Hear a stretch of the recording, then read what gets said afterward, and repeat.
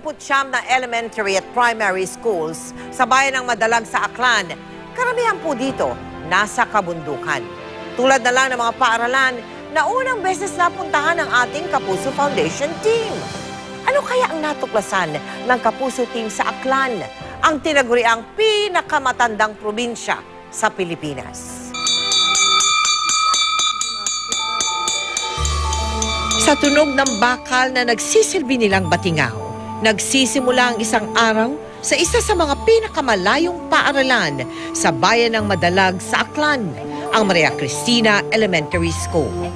Bawat bata, oras ang binibilang sa paglalakad at pagtawid sa palikulikong ilog ng Timbaban para makapasok sa paaralan. Pero sa unang linggo ng kanilang pasukan, bakit kaya kakaunti lang ang mga estudyante? Almost half ng aking mga students ay hindi pumasok. Kaninang umaga, they are only 12 out of 22.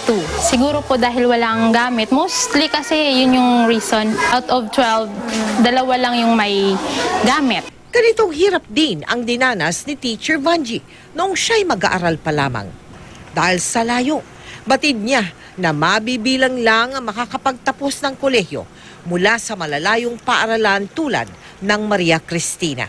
Ngunit noong nakaraang taon, siya ang naging kauna-unahang mag-aaral nito na nakapagtapos bilang guro. Gustong-gusto kong bumalik doon para makatulong sa mga bata. Kumbaga, nakikita ko yung hirap ng mga bata na dinaanan ko rin noon. Tinungo ng Kapuso team ang mga tagong paaralan ng bayan ng Madalag. 3 beses naming tinawid ang mahabang ilog ng Timbaban gamit ang mga balsa. Pati ang mga habal-habal, dito na rin isinakay. At sa aming pagdating, ang mga batang dating walang gamit, isa-isang nabigyan ng mga bagong school supplies. Salamat na po siya.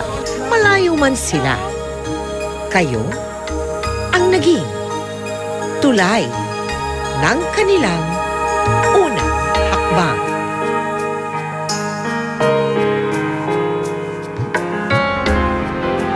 Saludo kami sa mga guro na tulad mo, Teacher Vanji. Isa kang inspirasyon para sa mga estudyante ng Maria Cristina. Samantala, mahigit 400 mga grade 1 pupils po ang ating nahandugan ng mga bagong school supplies sa bayan ng Madalag, Aklan. Nagpapasalamat po kami sa lahat ng ating naging katuwang sa project na ito sa probinsya ng Aklan.